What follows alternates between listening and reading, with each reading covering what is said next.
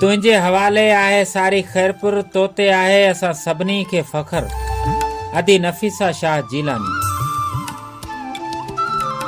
सिंधी अदब जी बेहतरीन शायरा ऐं ख़ूबसूरत ख़यालनि जी मालिका भेण सुरैया सुरहान गुल बलोच शहर खैरपुर मीरस जे ॻोठ साइदा खां पंहिंजे ख़यालनि जो इज़हार कंदे कुझु ईअं लिखियो। तुंहिंजे हवाले आहे सारी खैरपुर, तोते आहे असां सभिनी खे फ़ख्र। अदी नफ़ीसा शाह जीलानी।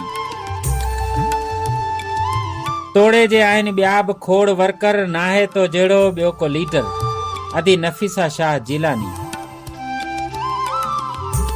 तैलीम जो तो नारो लॻायो, केॾी तोखे आहे तैलीम जी फ़िकर। अदी नफ़ीसा शाह जीलानी। औरतनि जे लाइ हुनर तो खोलिया, औरतनि खे ॾिनो तो केॾो हुनर। अदी नफ़ीसा शाह जीलानी।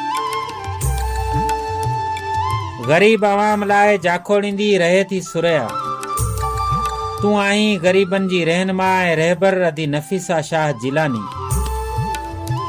तुंहिंजे हवाले आहे सारी खैरपुर, तोते आहे असां सभिनी खे फ़ख्र। अदी नफ़ीसा शाह जीलानी।